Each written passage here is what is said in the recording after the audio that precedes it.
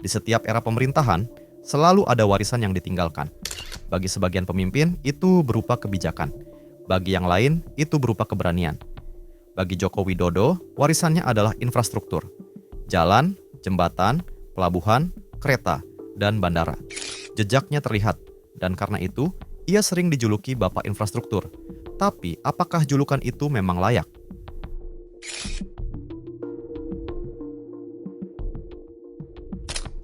Sejak awal pemerintahannya tahun 2014, Jokowi menjadikan infrastruktur sebagai prioritas utama.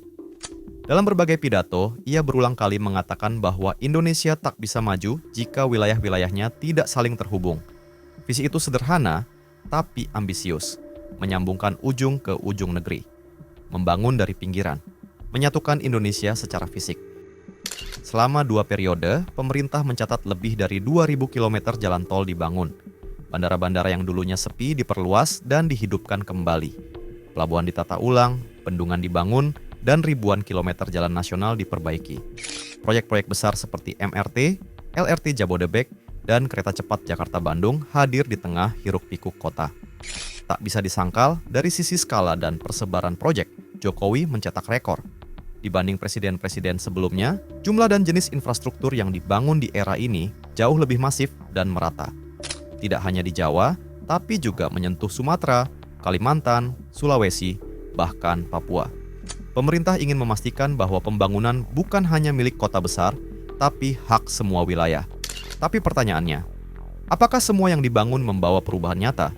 Sebab jalan bukan hanya soal aspal. Ia seharusnya membawa orang menuju kehidupan yang lebih baik. Disinilah muncul kritik. Banyak proyek besar memang selesai dibangun, tapi belum seluruhnya dimanfaatkan secara maksimal. Beberapa jalan tol masih sepi, beberapa pelabuhan belum aktif. Ada bendungan yang selesai, tapi belum terhubung dengan irigasi pertanian. Pembangunan fisik cepat, tapi integrasi manfaatnya berjalan lambat. Lalu soal pembiayaan, banyak proyek dibiayai lewat skema kerja sama pemerintah dan swasta atau utang luar negeri. Pemerintah menyebutnya sebagai investasi untuk masa depan. Tapi sejumlah ekonom memperingatkan, kalau tidak menghasilkan manfaat ekonomi nyata, utang bisa menjadi beban yang panjang. Apalagi jika proyek dibiayai mahal tapi tidak digunakan optimal. Selain itu, sejumlah pihak menilai pembangunan terlalu fokus pada infrastruktur fisik dan kurang memberi perhatian pada sektor lain yang juga vital, pendidikan, kesehatan, dan reformasi birokrasi. Banyak yang merasa kualitas hidup belum berubah secara menyeluruh. Apakah pembangunan ini menyentuh rakyat atau hanya membangun lanskap? Maka pertanyaan kembali muncul. Apakah Jokowi pantas disebut Bapak Infrastruktur? Jika tolok ukurnya adalah volume, kecepatan, dan skala pembangunan, maka gelar itu bisa dibenarkan. Tapi kalau yang jadi ukuran adalah dampak menyeluruh bagi rakyat, khususnya yang paling bawah, maka penilaiannya masih terbuka untuk perdebatan.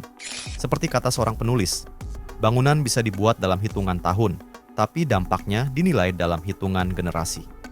Pembangunan fisik itu penting, tapi ia hanyalah alat, bukan tujuan. Jalan tol bisa menghubungkan kota, tapi apakah ia juga menyambungkan kesejahteraan? Bandara bisa membuka akses, tapi apakah ia juga membuka harapan? Mungkin Jokowi adalah presiden yang paling banyak membangun secara fisik. Tapi sejarah akan menilai, bukan hanya dari berapa kilometer jalan yang ia buat, melainkan seberapa jauh rakyat merasa mereka ikut maju bersama pembangunan itu. Julukan bisa diberikan siapa saja, tapi pengakuan sejati hanya datang ketika rakyat merasa dampaknya nyata. Dan seperti jalan yang panjang, penilaian akhir akan sampai, tapi belum sekarang.